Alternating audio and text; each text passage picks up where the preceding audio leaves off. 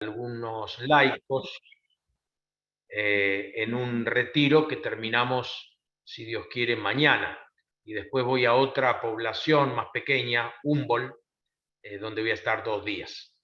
Así que bueno, vamos a trabajar un poco en lo que teníamos pendiente, que son los evangelios según San Lucas y según San Juan.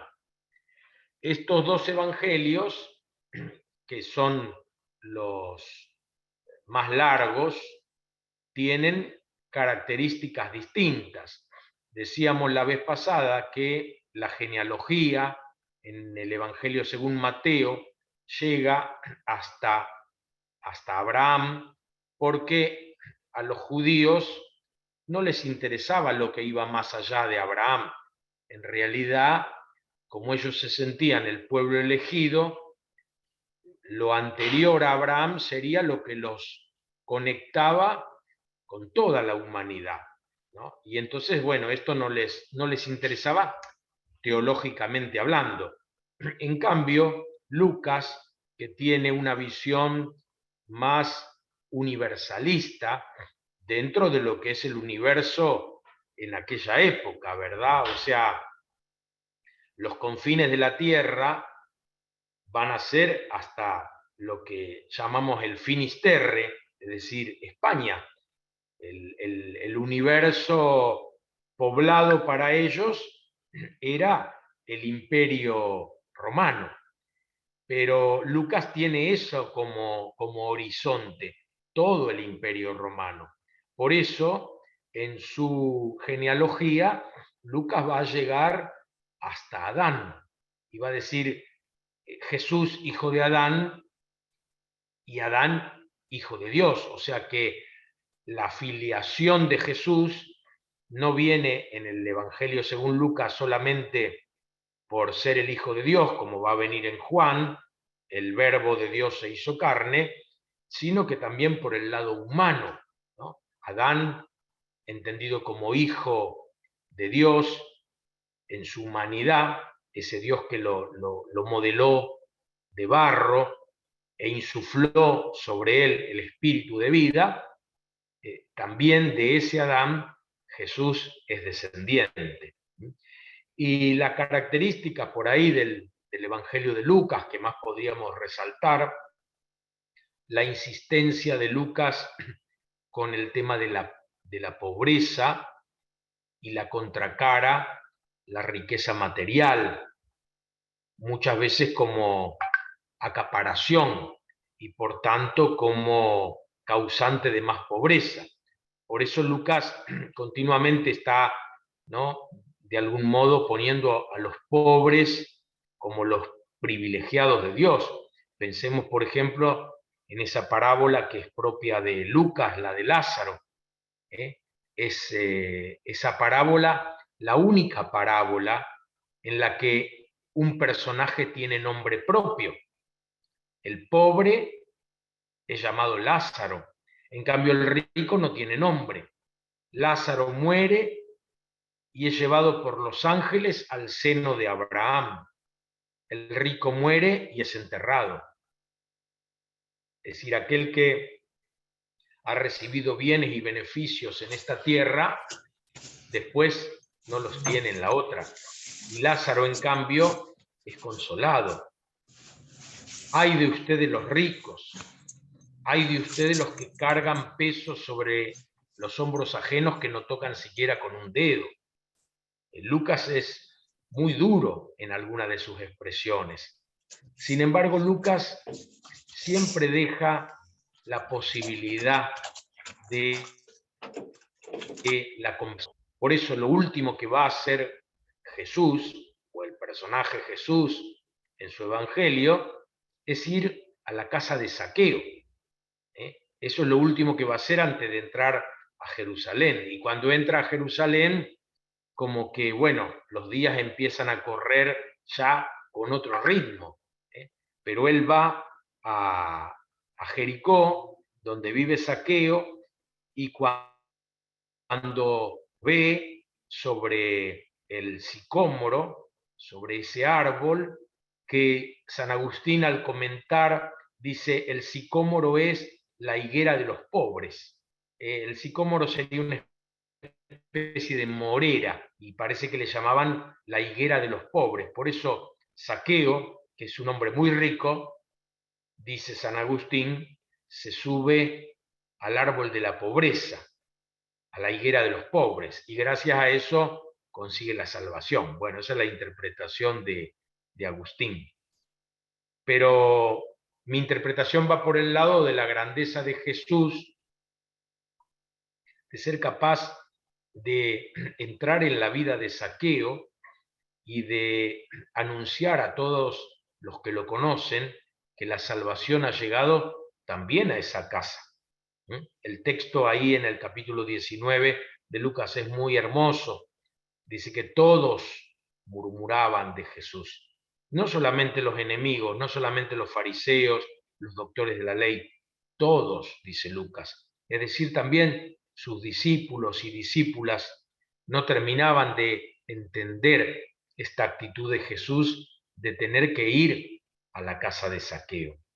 Y acordémonos que también en el Evangelio según San Lucas tenemos a esos dos malhechores crucificados a derecha e izquierda de Jesús, que tienen con él una conversación, y el que llamamos nosotros buen ladrón le dice: acuérdate de mí cuando estés en tu reino.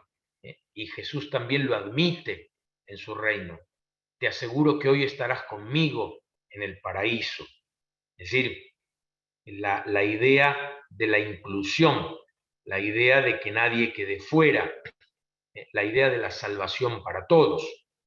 Después, en el capítulo 24 de este Evangelio, nosotros tenemos 3 apariciones del resucitado que se dan el mismo día, el domingo de Pascua.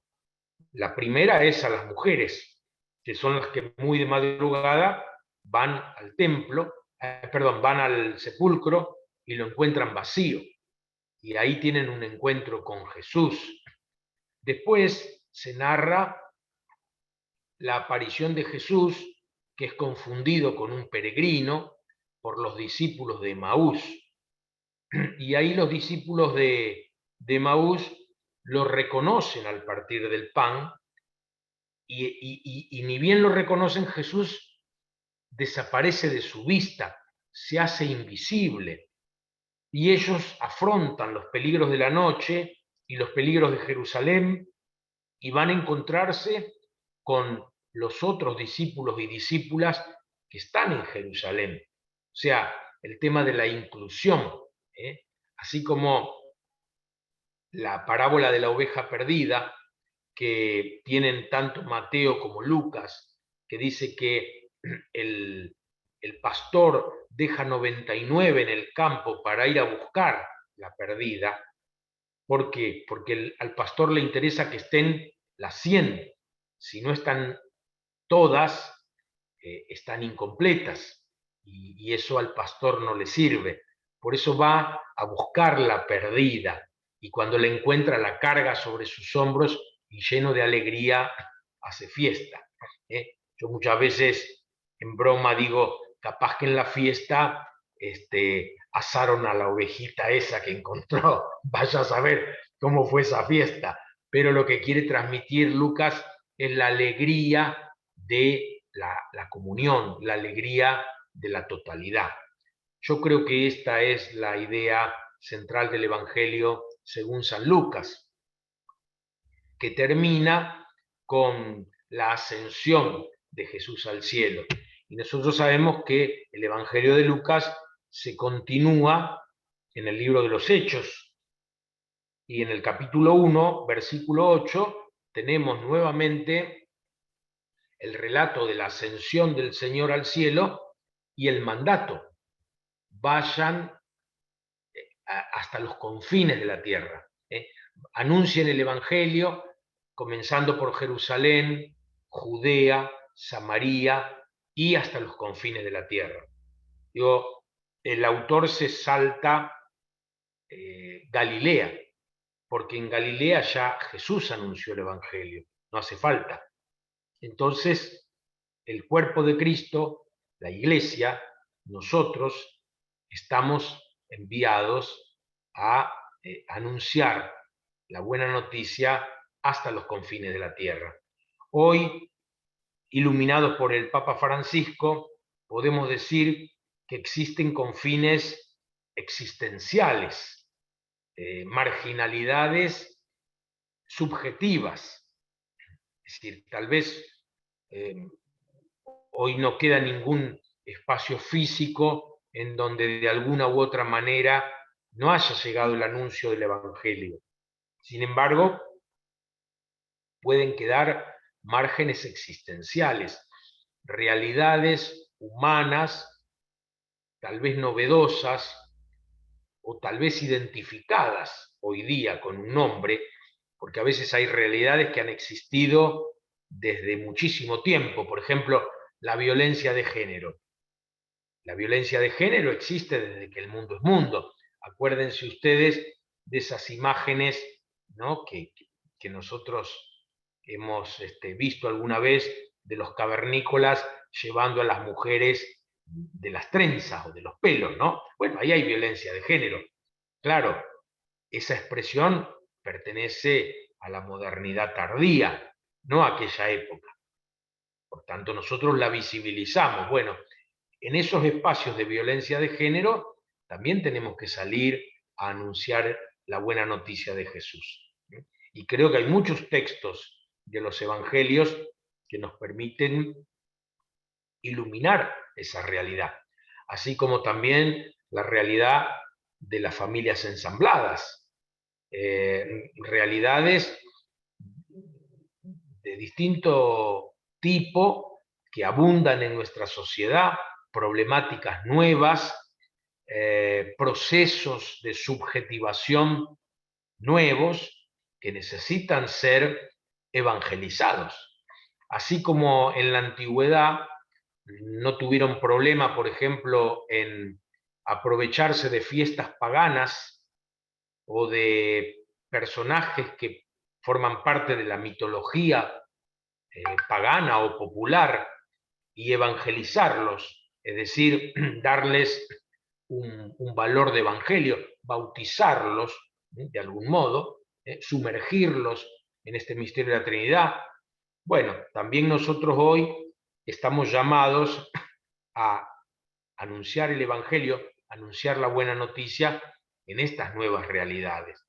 Y anunciar el Evangelio, anunciar la buena noticia, fundamentalmente, me parece a mí, para Lucas, tiene que ver con el decir que Dios está presente en las vidas de todos, que nadie queda excluido de la invitación a la conversión.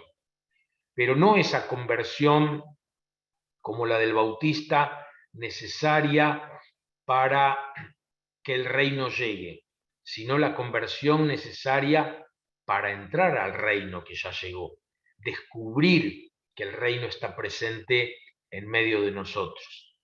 Por eso cuando a Jesús lo acusan de expulsar demonios por el poder de Belcebú, el príncipe de los demonios, Jesús no se defiende de eso. Simplemente Jesús dice, bueno, si es como ustedes dicen, significa que el reino de Belcebú está dividido y ningún reino, ninguna familia dividida puede prosperar. Por tanto, si yo realizo estos milagros, sea por el poder que sea, esto significa que ese reino ya no tiene poder. Y en cambio sí ahora el reino de Dios que ya ha llegado está esperando que nosotros hagamos violencia para entrar en él. Entonces, me parece que esta es una característica de Lucas. Y otra característica, no menor, del Evangelio de Lucas, o según Lucas, mejor dicho, es el lugar que él le da a las mujeres. No solamente a estas mujeres que, según Lucas 8, 1, 3, seguían y servían, acolitaban y diaconaban a Jesús, recorrían con él y con los 12 pueblos y ciudades llevando la buena nueva, sino también con esta gran mujer a la que nosotros le tenemos tanto cariño y devoción, la bienaventurada Virgen María. En el Evangelio que más presencia y que más importancia se le da a María es en el tercer Evangelio. En el Evangelio según San Juan, del que vamos a hablar seguidamente, la madre de Jesús aparece 2 veces. En el capítulo 2, las bodas de Caná, en el capítulo 19, al pie de la cruz. Pero en ninguna de esas 2 oportunidades se la llama por su nombre. Siempre se habla de la madre del Señor. Y Jesús la llama mujer, no la llama mamá, ni la llama María. Si fuera por el cuarto Evangelio, no sabríamos el nombre de la madre del Señor. Sí sabríamos el nombre de José, porque en el cuarto Evangelio se dice Jesús, el hijo de José. Pero en Lucas, volvemos a Lucas, el lugar que ocupa María, sobre todo en los 2 primeros capítulos, es muy importante. Y Lucas hace como una comparación entre María, la mujer sencilla de pueblo, una humilde nazarena, virgen, por tanto no ha tenido todavía la oportunidad de aprender de su marido la ley, y Zacarías, el sacerdote, anciano, en Jerusalén, justo. Hace la diferencia. Zacarías no cree en el anuncio del ángel, Zacarías duda y en cambio María cree. Nuestras traducciones muchas veces dicen que el ángel le dijo a Zacarías, te quedarás mudo, pero a mí me parece que seríamos más fiel al griego si dijéramos o tradujéramos, te volverás silencioso. ¿Y quién es la mujer que Lucas presenta guardando silencio, guardando estas cosas en su corazón y meditándolas? María. O sea que en los 2 primeros capítulos de Lucas se le presenta al personaje Zacarías el camino seguido ya por María, como sendero de conversión, para abrirse a esta gracia que Dios le ofrece gratuitamente. Y tenemos el precioso canto de María, el Magnificat, ¿no? Que es un canto de liberación. Muchas veces nuestra tradición católico-romana ha presentado a María como un personaje pasivo. Recibe la gracia del Espíritu Santo. El Espíritu Santo la cubre con su sombra. María es la que obedece, la que dice fiat, sí, hágase. Sin embargo, si leemos el Magnificat, ahí Lucas no la presenta como una persona pasiva, sino que la presenta como una profetisa y como una denunciadora de injusticias. Derribó a los poderosos de su trono, elevó a los humildes, colmó de bienes a los hambrientos, despidió a los ricos con las manos vacías, socorrió a su pueblo Israel por su gran misericordia. Es precioso el Magnificat. Mi alma canta la grandeza del Señor porque Él miró la humillación, la pequeñez de su servidora y la enalteció. Y después lo que le dice Isabel, cuando María llega a su casa, ¿quién soy yo para que la madre de mi Señor venga a visitarme? Si nosotros leemos con atención esos 2 primeros capítulos del Evangelio según San Lucas, vamos a ver que Lucas pone a Zacarías, a Isabel y a Juan en una actitud como de repliegue sobre sí mismo, como de cerrazón ante los demás. Zacarías sale del templo y permanece mudo hasta el día de la circuncisión de Juan. Isabel, cuando toma conciencia de que está embarazada, dice que se recluyó en su casa durante 5 meses. ¿Y quién la va a sacar de esa reclusión? La visita de María.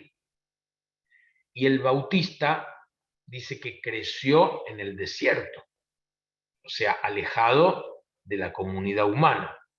En cambio, María, ni bien recibe el anuncio del ángel, ¿qué hace? Sale corriendo hacia la casa de Isabel. Entonces tenemos dos actitudes distintas. Y Jesús, ¿qué nos va a decir? Vayan por todo el mundo anunciando la buena noticia. Y María, cuando llega a la casa de Isabel, Isabel siente que el niño se movió, saltó de alegría en su seno, como David saltaba de alegría delante del arca, María convertida en el arca de la nueva alianza. Entonces, Isabel dice, el niño saltó de alegría.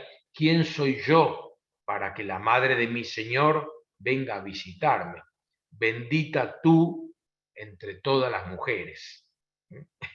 Esto me toca bien estos días porque estoy como el bendito entre todas las mujeres. Digo, no sé si soy el bendito entre todas las mujeres o el niño de las monjas. Estoy entre esos dos personajes, ¿no? Porque estoy con 21 religiosas, así que así me siento yo. Bendito, y María bendita entre todas las mujeres.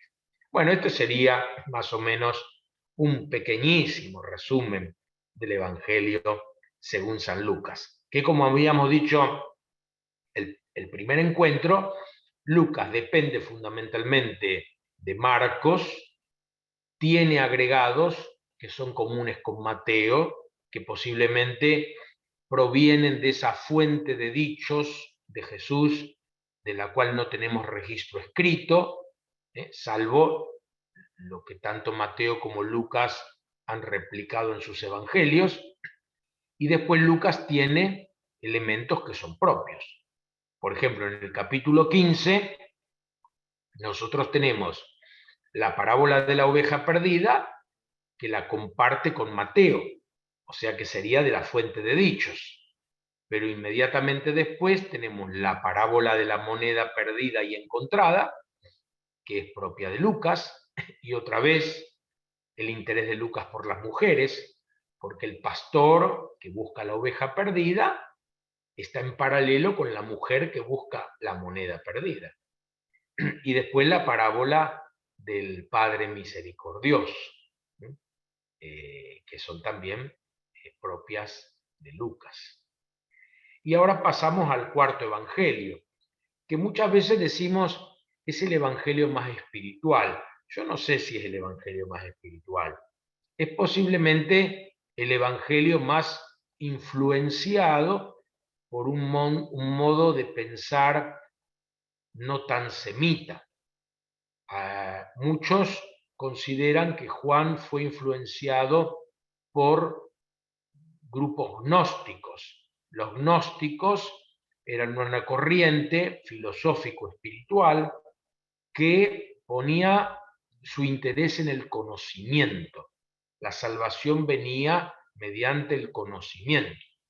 Por tanto, las personas iniciadas en el conocimiento tenían ventajas sobre los demás. Y los gnósticos desconfiaban mucho de todo lo que fuera carnal. Por eso recomendaban, en la medida de lo posible, el celibato y aceptaban el matrimonio como un mal menor. Pero en esto Juan se separa de los gnósticos porque en lo que comúnmente nosotros llamamos prólogo de Juan, que a mí más me gusta llamar resumen de Juan, los primeros 18 versículos en capítulo 1, ahí se dice que el logos de Dios, la palabra de Dios, el verbo de Dios, es decir, lo más sublime, el pensamiento, el logos, lo más sublime para para el pensamiento griego, se hace sarx, se hace carne. No como a veces decimos cuando rezamos el Ángelus o en algunas traducciones, la palabra de Dios se hizo hombre. No, no se hizo hombre, se hizo sarx, se hizo carne, se hizo carne. Y también vemos en el cuarto evangelio la imagen de Jesús crucificado al que una lanza atraviesa el corazón y sale de ahí sangre y agua. O sea, la humanidad que se entrega hasta la última gota. El cuarto evangelio, a diferencia de los otros, sobre todo a diferencia de Marcos, ¿se acuerdan que decíamos que Marcos es un evangelio de mucha actividad? Jesús continuamente está realizando acciones, signos milagrosos, y tiene pocos discursos, incluso pocas parábolas. Juan sería todo lo contrario. En Juan nos encontramos con larguísimos discursos, discursos difícilmente registrables de memoria. Entonces ahí es donde más vemos la elaboración del evangelista o de la comunidad que pensó en este evangelio. Hay quienes dicen que en Juan se descubren distintas plumas, distintas manos que terminaron conformando este evangelio. Pero ahí tenemos muchos discursos y tenemos muchos dichos de Jesús, los famosos yo soy la puerta, yo soy el buen pastor, yo soy el camino, la verdad y la vida. Estos yo soy son 7 en total en el cuarto evangelio, a partir de los cuales se desarrolla todo una catequesis. Y también en Juan, en donde no tenemos propiamente milagros y donde tampoco se habla de reino de Dios. Reino de Dios se habla simplemente en el capítulo 3, el diálogo entre Jesús y Nicodemo. Pero en Juan tenemos 7 signos. La conversión del agua en vino es un signo, una señal. La curación del ciego de nacimiento, un signo. La curación del paralítico junto a la fuente es un signo. Son signos. Y después de cada uno de estos signos, la multiplicación de los panes, vista como signo. Después de cada uno de estos signos, largos discursos. Discursos catequísticos que exigen una atención muy especial del que escucha, del que lee. No son discursos fáciles de retener, como sí son fáciles de retener los milagros o las parábolas que encontramos en los sinópticos. En Juan también tenemos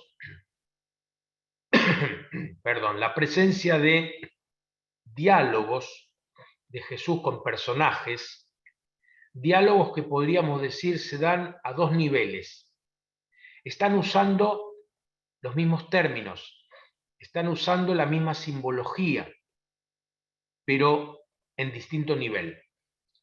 Tal vez los más significativos sean en el capítulo 3, el diálogo con Nicodemo, en donde Jesús dice que es necesario nacer de lo alto, pero Nicodemo entiende esas palabras, esos términos en griegos, como que hay que nacer de nuevo. Están hablando con las mismas palabras, con los mismos términos, sin embargo dándole un sentido distinto. Jesús dice que es necesario nacer de lo alto, es decir, del Espíritu Santo, del agua y del Espíritu. En cambio, Nicodemo dice, ¿cómo puede hacer un hombre viejo para volver al seno de su madre? Esto es imposible, ¿no? Entonces, Nicodemo no entiende. ¿Se acuerdan que Nicodemo va a ver a Jesús de noche, en medio de la oscuridad? También esto es algo muy propio del cuarto evangelio, los momentos, los tiempos en que se dan los acontecimientos narrados. En el capítulo 4 tenemos a Jesús con la samaritana, y los dos hablan del agua. La samaritana habla de un agua física, de un agua natural. Jesús habla del agua que brota hasta la vida eterna. Jesús le pide a la samaritana, dame de beber. Y después le dice, cuando ella se asombra, ¿cómo un judío me pide a mí, que soy samaritana, de beber? Si supieras quién es el que te pide de beber, tú le pedirías a él, y él te daría agua viva, ese agua que brota hasta la vida eterna. Cuando al final la mujer va corriendo a anunciar en la plaza, en el pueblo, que se ha encontrado con el Mesías, deja el cántaro en el brocal. Ella había ido a buscar agua y se va sin el cántaro, porque ya está llena de ese agua viva que le transmite Jesús. Y cuando vuelve con los samaritanos y ellos conversan con Jesús, dice, ya no necesitamos de tu testimonio, porque ahora hemos comprendido que es el Salvador del mundo. Interesante ver esta proclamación de Jesús como Salvador del mundo, que es en el único lugar en los 4 evangelios que está, que es anterior a la Pascua. ¿Cómo los samaritanos antes de la Pascua van a proclamar lo que los discípulos y discípulas de Jesús recién podrían haber dicho después de la experiencia pascual? En Juan no tenemos parábolas, tenemos la comparación de la vid y los sarmientos. Otro yo soy la vid y ustedes los sarmientos. El sarmiento que permanece unido a la vid da fruto. El que no, se lo corta, se lo quema. En Juan tenemos una visión distinta del discipulado. En los sinópticos es Jesús el que toma la iniciativa, viendo a Simón, que luego se llamará Pedro, y a su hermano Andrés, les dice, vengan y síganme. Lo mismo con Juan, Santiago, con Mateo, vengan y síganme. Y ellos lo siguen. En Juan, en cambio, en el capítulo 1, nos encontramos con que Juan el Bautista estaba en la ribera del Jordán con 2 de sus discípulos, Andrés y otro, y les dice cuando ve pasar a Jesús, este es el Cordero de Dios que quita el pecado del mundo. Y ellos comenzaron a seguir a Jesús. Jesús, dándose vuelta, pregunta, ¿qué buscan? ¿Qué quieren? Maestro, ¿dónde vives? Vengan y verán. Y el narrador dice que fueron y permanecieron con él, y que eran como las 4 de la tarde, la hora 10ª. Es decir, siempre la puntualización del horario. Y yo creo que el horario tiene que ver con la luminosidad. La samaritana fue a ver a Jesús a pleno mediodía, la hora del cenit, donde hay más luz. Será por eso que los samaritanos terminan diciendo que es el Salvador del mundo, la plena revelación, la luz absoluta. Entonces, este Andrés, que sería el primer discípulo junto al otro, que no conocemos el nombre, al día siguiente se encuentran con Pedro y le dice, hemos encontrado al Mesías. Pedro va a ver y Jesús le dice, Simón, te llamarás Cefas, Pedro. Y también se encuentra Felipe, este discípulo que no tiene importancia en los sinópticos y que sí tiene importancia en el Evangelio según San Juan. Tengo por ahí un videíto subido a YouTube acerca de el apóstol Felipe. Si quieren lo pueden ver, porque en la tradición joánica Felipe tiene una gran importancia. Felipe y Andrés son los dos discípulos que tienen nombre griego, y los griegos tienen importancia en el cuarto evangelio. De hecho, hay algún pasaje en donde los griegos le dicen a Felipe que les presente a Jesús. Y Felipe, ¿se acuerdan? Es el que le va a decir a Jesús, Señor, muéstranos al Padre y eso nos basta. Felipe, quien me ha visto a mí, ha visto al Padre. O sea, el cuarto evangelio en muchos aspectos se diferencia de los demás. Hay quienes han dicho que el cuarto evangelio da por supuesto a los demás evangelios. Yo creo que no. Simplemente que el cuarto evangelio viene de una tradición distinta. La comunidad que dio origen al cuarto evangelio es distinta. Volviendo al tema de los discípulos de Jesús, tenemos el tema de Natanael. Cuando le anuncian a Natanael, Felipe le anuncia a Natanael, le hemos encontrado al Mesías. ¿Y de dónde viene? De Nazaret. ¿Qué cosa buena puede salir de Nazaret? Dice Natanael. Y cuando lo traen a Jesús, Jesús lo ve y dice, este es un judío sin doblez. ¿De dónde me conoces? Te vi cuando estabas debajo de la higuera. ¿No? Muchas veces tiene Juan esas imágenes un tanto misteriosas. ¿Qué habrá querido decir con te vi cuando estabas debajo de la higuera? Bueno, esto es muy propio del gnosticismo, esta forma de hablar como en clave, que solo los iluminados, solo los entendidos, solo los iniciados pueden comprender. Bueno, esto es muy propio del cuarto evangelio.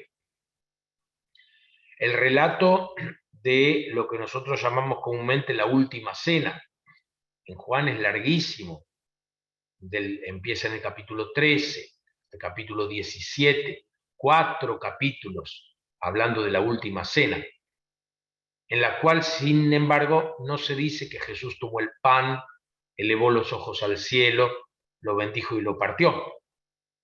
Esto no está en Juan. Sí está en el capítulo 6, en lo que nosotros llamamos la multiplicación de los panes. Y después del signo de la multiplicación, que está en Juan, el discurso del pan de vida.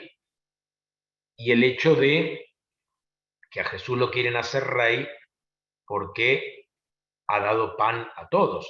Ustedes me buscan porque comieron pan hasta saciarse. Y después cuando Jesús pronuncia el discurso del pan de vida, en donde dice que es necesario comer su cuerpo y beber su sangre, los judíos dicen, este hombre tiene un discurso muy duro, y se alejan de él. Y Jesús, mirando seguramente con mucha tristeza a sus discípulos, dice, ustedes también se van a ir. ¿A dónde iremos, Señor?, le dice Pedro.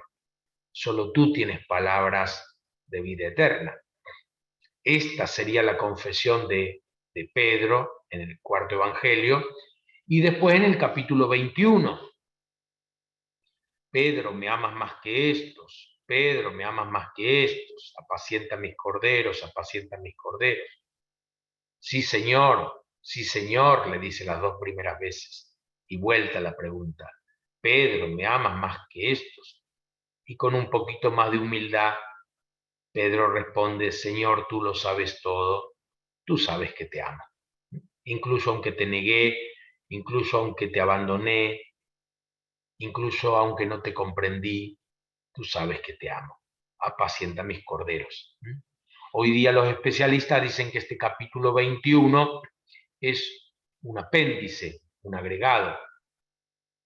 Ahí tenemos en Juan la pesca milagrosa, que no se da durante la vida pública de Jesús, sino que se da después de la resurrección. Y está mucho más cargada de simbolismos. Y cuando el discípulo amado se da cuenta de que es el Señor, el que está en la orilla, le dice a Pedro, es el Señor. Y Pedro, que estaba desnudo, se viste y va nadando a su encuentro.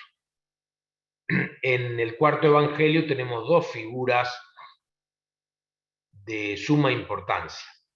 El discípulo amado, que no sabemos quién es, la leyenda, no estoy hablando de tradición, sino la leyenda, porque para mí el término tradición abarca otra cosa. La leyenda lo identificó con Juan el Evangelista, pero el Evangelio no lo dice claramente.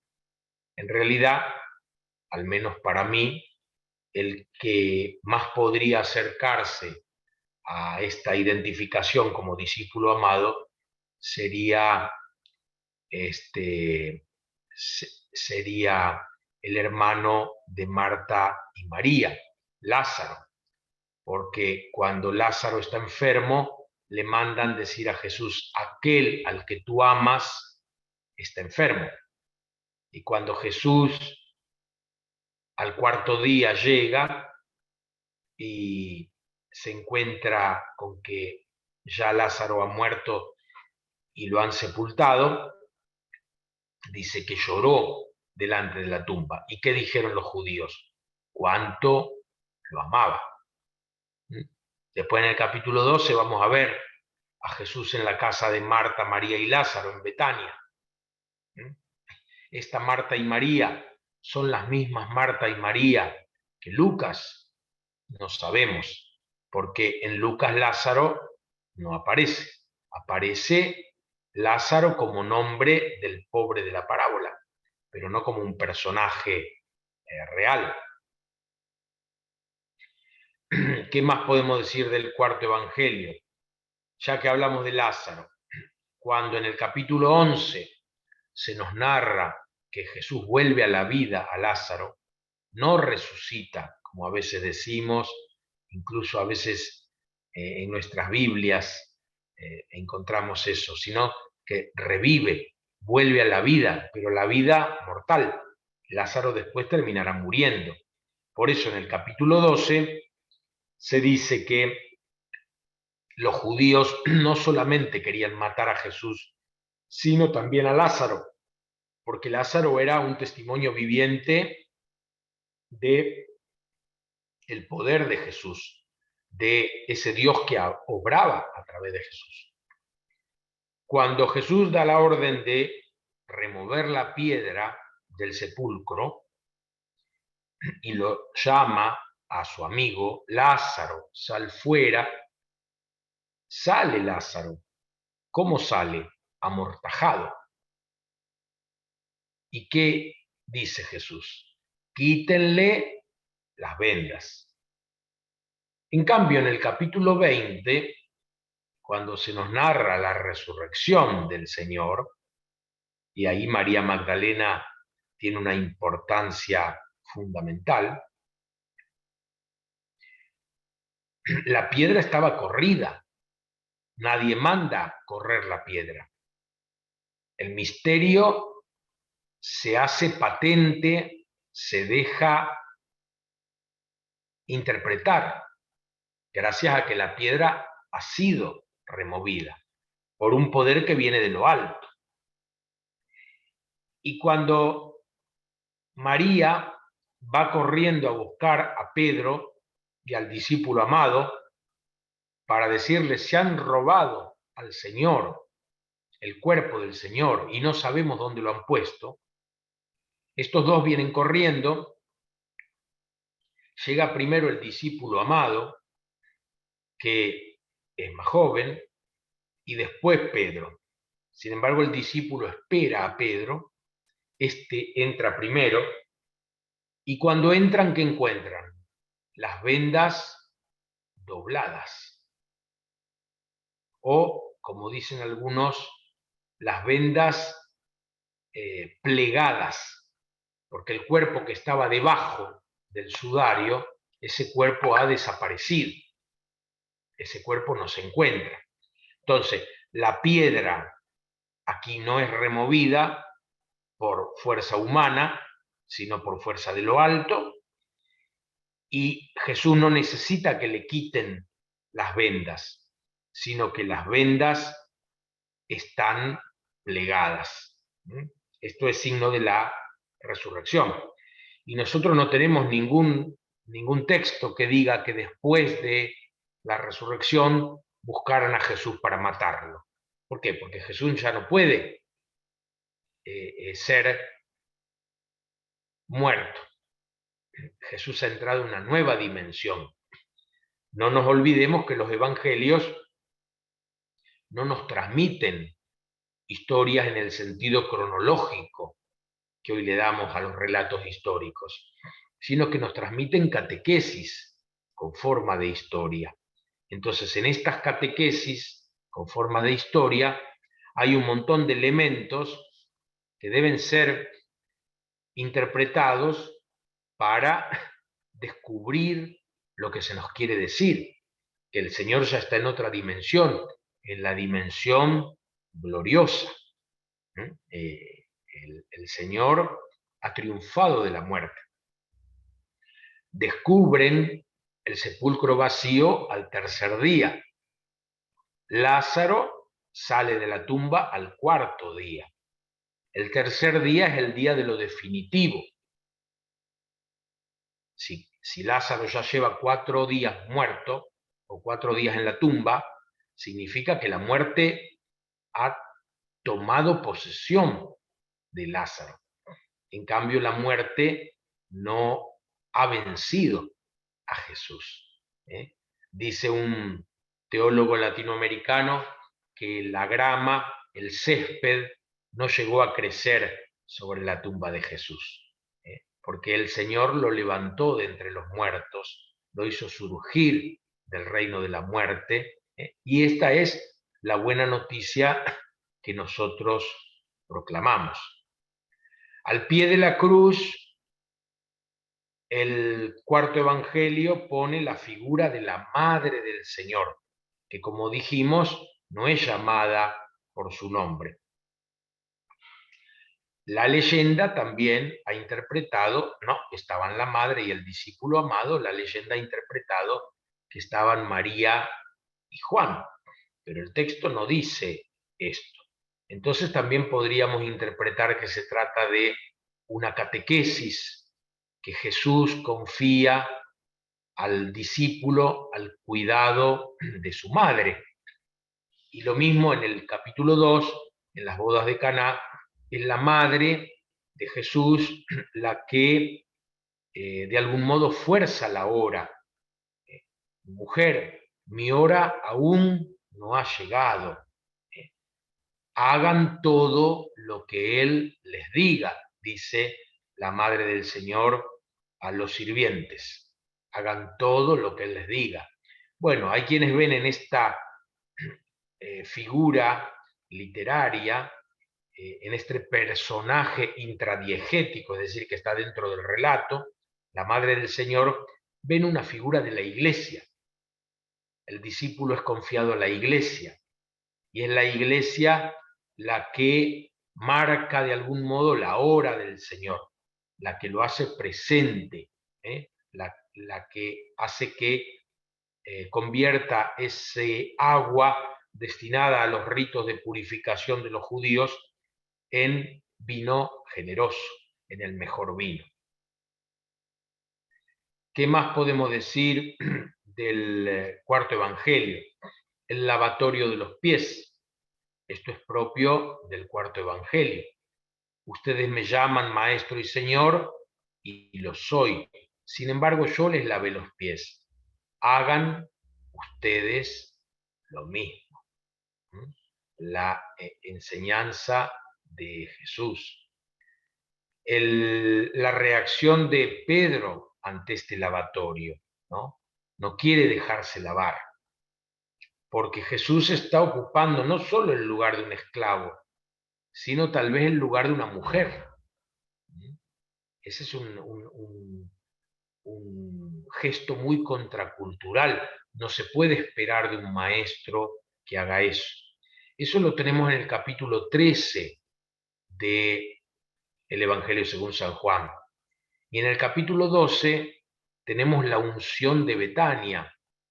María de Betania unge la cabeza del Señor, como se hacía con los profetas. La mujer unge a Jesús y de este modo proclama su identidad. Pero no se espera que eso lo haga una mujer. Y de hecho recibe la crítica de los más cercanos a Jesús. Podría haberse vendido ese perfume y darse ese dinero a los pobres. Y Jesús dice, no la juzguen, sale en defensa de la mujer. Ella ha preparado mi enterramiento. Ella se ha adelantado a ungir mi cuerpo. Qué hermoso, ¿no? En la presencia otra vez de la mujer, esta vez en el cuarto evangelio, que también tiene a María en dos partes, o a la Madre del Señor, mejor dicho, en dos partes, a la samaritana, a la Magdalena y a las otras mujeres que seguían, que servían a Jesús. ¿Qué más podemos decir del cuarto evangelio? Creo que la figura de Juan el Bautista en el cuarto evangelio está mucho más desarrollada. Es muy interesante también ahí ver, ¿no?, los diálogos entre Jesús y Juan. Juan no tiene relato de las tentaciones. Juan nunca hablaría de los pañales de Jesús como habló Lucas, porque para Juan Jesús es alguien que siempre domina la situación. Muchas veces Juan dice sabiendo lo que iba a ocurrir. Cuando llega el relato de la pasión, dice Juan, para que todo se cumpliera, para que se cumplieran las escrituras, Jesús dijo, tengo sed. O sea, para Juan Jesús no tiene sed, simplemente lo dice para que se cumplan las escrituras. ¿Y cuáles son las últimas palabras de Jesús en Juan? Todo se ha cumplido. O sea, el Jesús de Juan es alguien que viene con un libreto ya escrito. El Jesús de Juan es alguien que va cumpliendo siempre la voluntad de Dios. En el capítulo 4 está el tema del alimento de Jesús. Cuando Jesús no quiere comer y los discípulos dicen, esta mujer le habrá dado algo de comer. Y Jesús dice, mi alimento es hacer la voluntad de mi Padre. Entonces, el tema de la relación de Jesús con el Padre y yo somos una misma cosa, somos idénticos. En otros pasajes dice que el Padre es mayor que Él. Bueno, son discursos muy, muy densos, en donde hay que hacer un gran trabajo de exégesis para tratar de entender lo que se quiere decir. Y siempre se nos escapa. El Evangelio según San Juan es riquísimo en este sentido y, por tanto, requiere de un estudio particular. El querido y venerado padre Luis Heriberto Rivas, que ha fallecido hace poco, ha escrito un libro muy interesante acerca del Evangelio según San Juan, que se los recomiendo. También escribió sobre los otros evangelios, pero su especialidad era el Evangelio según San Juan. Y en su defensa de tesis, o mejor dicho, en la aceptación de su doctorado honoris causa, él habló acerca también del cuarto evangelio, sin ningún papelito delante, de pura memoria, sacó realmente de su cosecha interior, de tantos y tantos años de estudio honesto y profundo. Qué lujo de biblista hemos conocido. Sacó un discurso espectacular del Evangelio según San Juan. Ese discurso puede encontrarse, está publicado. En todo caso, cuando yo vuelva a casa con un poquito de tiempo, lo busco y se los paso para que lo suban a Mater Fátima, y lo podamos disfrutar. En la tradición de Juan, que se continúa en las cartas, el tema del amor es fundamental, el tema de la fe es fundamental, y la salvación viene por la fe. El que cree ya está salvado. El juicio se da ahora. El juicio se da ahora. No hay, como en Mateo capítulo 25, una idea de juicio final. El juicio está ahora. El que cree en Jesús como el enviado se salva. El que no cree está condenado. Por eso pidámosle al Señor que nos conceda la gracia de tener fe. Una fe que se vea expresada en nuestro obrar, porque no se trata de creer con doctrinas de palabra, sino que se trata de creer en espíritu y en verdad. Y terminamos entonces hablando de Juan otra vez en el capítulo 4 con la samaritana. Yo creo que es un capítulo preciosísimo que todos lo podemos disfrutar, de un modo especial las mujeres, porque ese trato de Jesús con las mujeres, ¿no? es muy bueno. Dice esta mujer a la que Jesús le dice: ve a buscar a tu marido. No tengo marido. Has dicho bien, le dice Jesús, porque tuviste 5 y el que tienes ahora no es tu marido. O sea, 6. Y 6 sabemos que es el número de la imperfección. ¿Quién será el 7º marido de esta mujer? ¿Quién será el esposo definitivo? ¿Con quién se desposará ella para tener ese agua viva? Seguramente que es Jesús, ¿no? Y ella le dice en un momento: veo que eres un profeta. ¿En dónde debemos adorar a Dios? ¿En Jerusalén, como dicen ustedes los judíos, o en Garizim, donde lo han adorado nuestros padres? Mujer, llega la hora, y ya ha llegado, en que ni en Jerusalén ni en Garizim, sino en espíritu y en verdad. Ese es el modo de adorar de los verdaderos adoradores. Ojalá el Señor nos conceda la gracia de adorar en espíritu y en verdad, de no andar necesitando peregrinar a Israel para pisar Tierra Santa. La tierra que estamos pisando ahora es santísima. El Señor, el Verbo de Dios, la ha santificado con su sola presencia. Y el que siendo rico se hizo pobre por nosotros, nos invita, según Lucas, en la primera bienaventuranza, a hacernos pobres. Bienaventurados los pobres.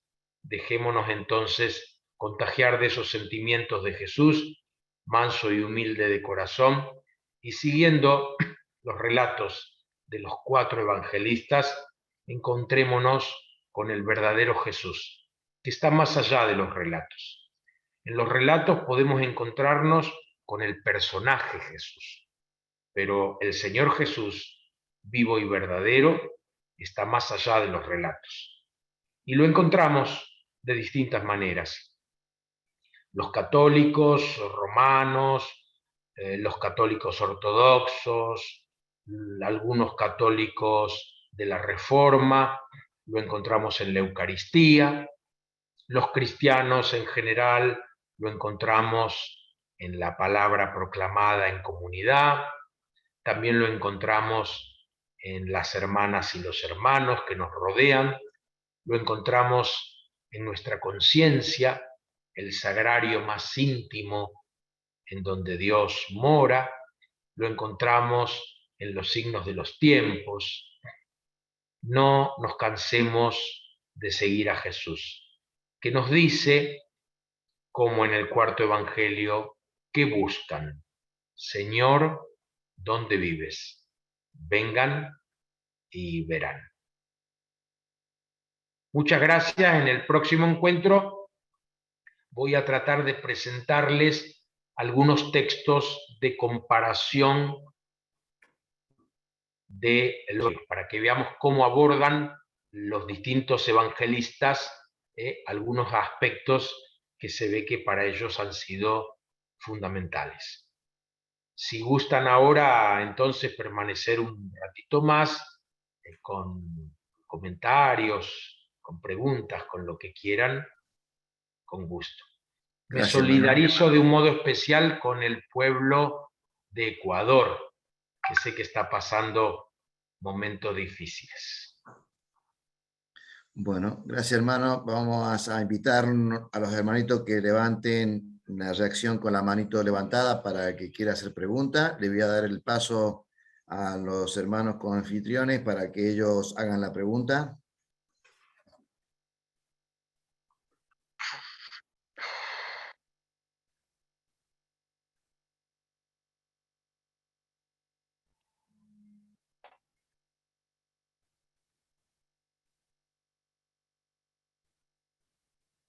Hermana Mariela, ¿me puede designar un confitrión para que haga las preguntas?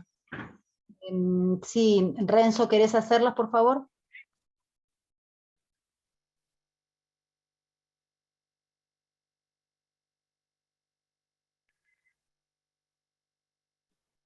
Sí, muy buenas noches a todos.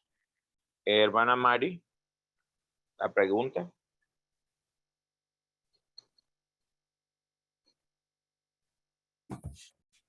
Usted comentaba que no hay que dejar de alabar a Dios.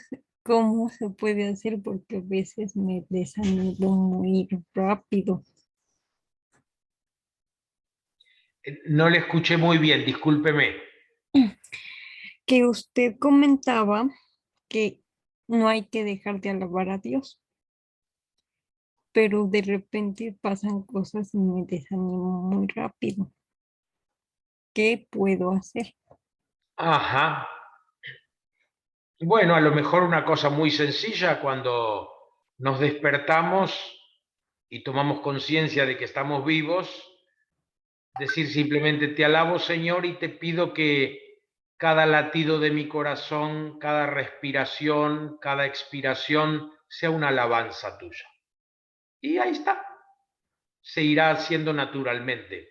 Y después, claro, hay muchas cosas que nos distraen, hay muchas cosas que nos preocupan, hay muchas cosas que nos desorientan, hay muchas cosas que no entendemos, hay muchas cosas que nos hacen dudar, pero recordemos siempre que nosotros ahora estamos mirando la alfombra del lado de atrás, donde aparecen los nudos, y confiamos que después veremos la hermosura de la alfombra, la belleza del tramado. Ahora nos toca verla del lado de los nudos, después la veremos del otro lado. ¿Vieron cuando tantas veces nos confundimos y nos ponemos al revés la camiseta, ¿no? O el pijama o lo que sea, y alguien nos dice, te pusiste al revés la camiseta. Bueno, ahí nomás la damos vuelta. o el suéter, como le digan. Y bueno, hagamos eso también, cuando por ahí no entendemos los nudos, cuando no entendemos alguna situación, cuando empezamos a dudar de la presencia bondadosa de Dios, pidámosle, Señor, concédeme ver el otro lado, experimentar el otro lado, o por lo menos confiar, esperar. Hermana Leonor, Gracias. Buenas Les- tardes. Muchísimas gracias por esta explicación del Evangelio de San Juan. Yo tengo una pregunta. A veces cuando leo las escrituras y precisamente este pasaje, bueno, es idea mía, pero usted que sabe más me podría ayudar. Yo siempre siento que ese discípulo amado puedo ser yo, o cualquiera de nosotros que estamos tratando de conocer al Señor y buscarlo, y tratamos de poner nuestro oído en su corazón, pero más que nada en sus enseñanzas, ¿no? A veces tengo la certeza de que así es, y a veces pienso que es como nada más como una idea loca que se me atraviesa en la mente. ¿Podría ayudarme un poco? Gracias. Sí, Leonor, totalmente de acuerdo.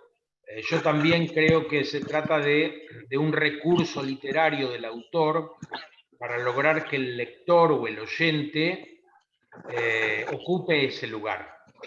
Todos nosotros estamos invitados a convertirnos en discípulo amado del Señor. Y esto de que el discípulo está recostado sobre el pecho, que así lo hemos recibido nosotros por las traducciones, y que esto también tiene mucho que ver con la devoción al Sagrado Corazón, ¿no? El discípulo amado recostado sobre el corazón, sobre el pecho, pero en realidad el texto griego habla de que está reposado sobre el seno de Jesús. Y esto nos remite al comienzo del Evangelio, donde se dice que la palabra estaba en el seno de Dios y era Dios. ¿Se acuerdan lo que dijimos recién de Felipe? Señor, muéstranos al Padre y esto nos basta. Felipe, el que me ha visto a mí, ha visto al Padre. Entonces, en el cuarto Evangelio se dice, nadie ha visto jamás a Dios. El Hijo único, el unigénito, es el que nos lo revela. Entonces, así como la palabra, el verbo, el Hijo, estaba en el seno del Padre antes de la encarnación, así el discípulo ahora está en el seno del Señor. Y así se va, digamos, contagiando el discipulado. Esta idea del discipulado en Juan que tiene que ver con el contagio, no con el Jesús que sale a llamar, sino con el contagio que se da entre unos y otros. Hemos visto al Señor, hemos encontrado al Mesías. Ojalá que nosotros también podamos decir lo mismo. Y si es posible, sin necesidad de palabras, con nuestro ejemplo, con nuestra actitud. Ojalá que podamos transmitir esta cercanía con el Señor, este contacto con el Señor. Ok, muchas gracias. Dios le bendiga. Es hermana María Gabriela.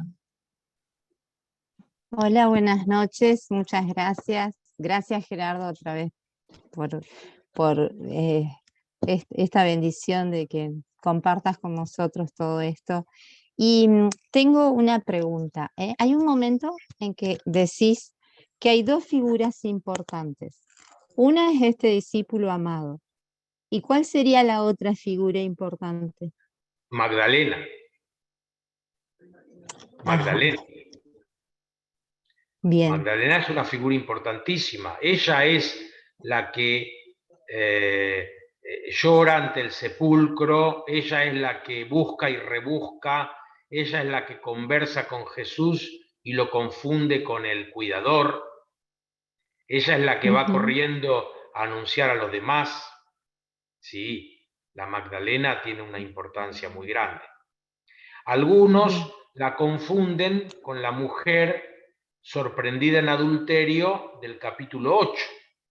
Ajá. Entre ellos está San Agustín. Para mí son dos cosas distintas. Aparte que muchos especialistas en Juan dicen que ese pasaje del capítulo 8, la pecadora librada de ser apedreada, no pertenece a Juan, sino que pertenecería Mm. a Lucas. Y alguien lo recortó de Lucas y otro lo unió a Juan. Y por eso llegó hasta nosotros. Pero que el estilo no es joánico, sino lucano. Y hay quienes más dicen que posiblemente es de Marcos, que de Marcos pasó a Juan, que de Marcos pasó a Lucas, que lo retocó, que le dio su impronta, su estilo, y de ahí después terminó en Juan. Pero esto nunca lo vamos a saber. Pero lo que sí, yo creo que no hay que confundir. No hay que confundir a la Magdalena con María de Betania, que está en el capítulo 11 y 12. Ni confundirla con la del capítulo 8. Ni confundirla con la mujer del capítulo 7 de Lucas, que lava los pies del Señor con sus lágrimas y los seca con sus cabellos. Son todos personajes distintos. Pero que la Bien. Magdalena fue alguien muy íntima con Jesús, no cabe duda, no cabe duda. Yo no entro a hablar de una intimidad física porque no hay ningún elemento en los evangelios que nos permita suponer esto, pero que podríamos hablar, sí, de un enamoramiento de ambos, sin lugar a dudas. Pero bueno, en una amistad profunda también hay un enamoramiento en donde se sublima lo genital, pero hay un amor profundo por el otro, que es mucho más que una aceptación, que una admiración, ¿no? Hay un compromiso afectivo muy fuerte, y esto yo creo que es patente en el cuarto evangelio. Bien. Y otra preguntita.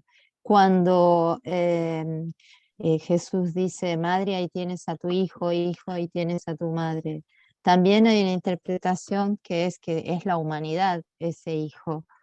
¿Es así?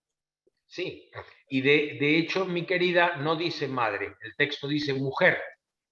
Claro, mujer. Mujer. ¿Eh? Y eso, cuando uno escucha eso y conoce el Antiguo Testamento, ¿a dónde se remonta? Al Génesis.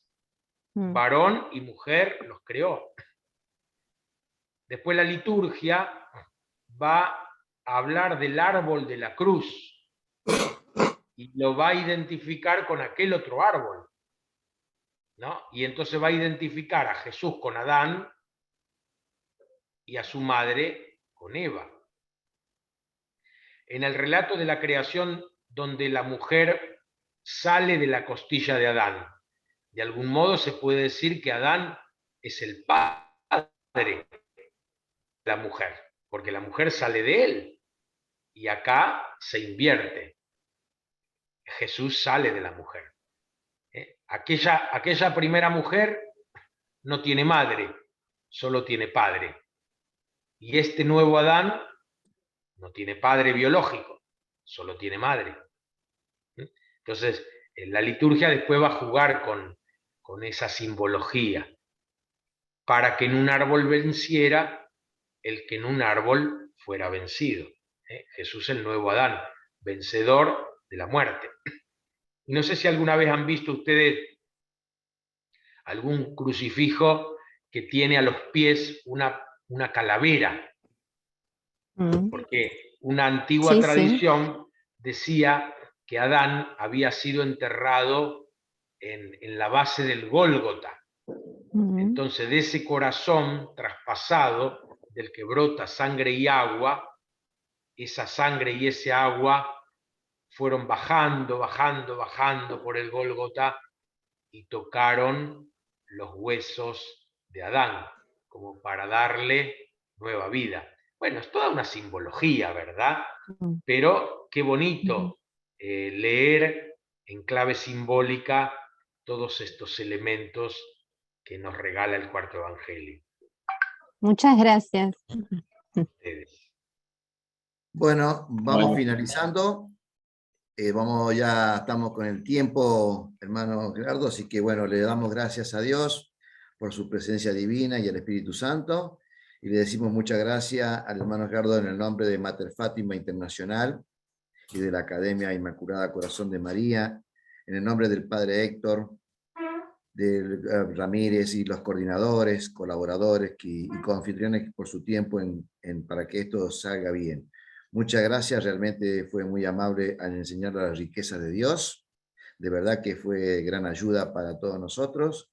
Y a cuanto decíamos que los evangelios según los evangelistas, por ese lujo que usted nos está dando y nos está brindando. Así que le cedo el lugar. Muchísimas gracias, hermano, y quedamos a su disposición para la despedida. Si les parece, ya que estamos en el mes del Sagrado Corazón, y que el Evangelio de Juan nos pone ese signo tan precioso del corazón traspasado, metámonos dentro de ese corazón, introduzcámonos por esa llaga y digámosle: Jesús, manso y humilde de corazón, haz nuestro corazón semejante al tuyo. Nos vemos, si Dios quiere, en una semana. Que sigan muy bien. Un cariño a cada uno. Muchas Nos vemos. gracias, hermano. Igualmente. Gracias. Gracias, Buenas hermano. Dios les noches. pague. Bendiciones.